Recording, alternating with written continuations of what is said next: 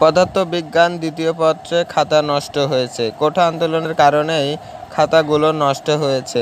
শিক্ষা board, Dhaka education শিক্ষা board থেকে এই তথ্যগুলো আমরা ইতিমধ্যে পেয়েছি। তো এই কতটি খাতা নষ্ট হয়েছে?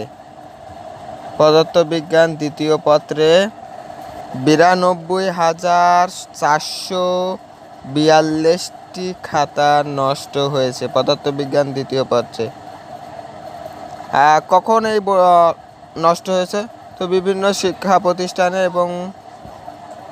প্রতিষ্ঠানে খাতাগুলো থাকায়, তো যখনই শিক্ষা বোর্ড তাদের ঢাকা এডুকেশন বোর্ডে যখন খাতাগুলো জমা দিতে বলে, তখনই তাদের বিভিন্ন কেন্দ্র থেকে খাতাগুলো নিয়ে যাওয়ার সময় কোঠা আন্দোলনের যে মিছিল ছিল তার মাঝে এই খাতাগুলো নষ্ট হয়েছে।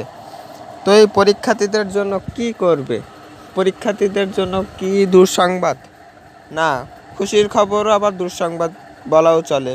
কারণ হচ্ছে আপনাদের খাতা, আপনাদের রেজাল্ট কিভাবে দিবে? এই পরীক্ষার্থীদের কি রেজাল্ট আসবে না? হ্যাঁ, আসবে। তাদের একটা হয়তোবা আপনাদের একটা নির্দিষ্ট মার্ক দিয়ে দিবে, বা তাদের একটা গ্রেড আপনাদের দিয়ে দিতে পারে। তো আপনাদের সবাইকে একই দিবে। যাদের এই খাতাগুলো নষ্ট হয়েছে তাদের সবাইকে একই নাম্বার দিবে, সবারই একই গ্রেডই দিবে। তো এই বিষয়ে কোনো চিন্তা করার ধারণা নেই, করার দরকার নেই। তো যাদের খাতায় নষ্ট হোক না কেন, তো তারা চিন্তামুক্ত থাকবেন।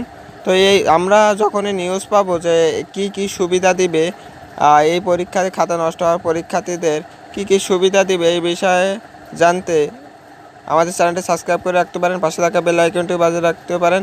ইনশাল্লাহ আমরা যখনই নিউজটি পাবো তখনই আপনাদের মাঝে প্রকাশ করব। ধন্যবাদ সবাইকে।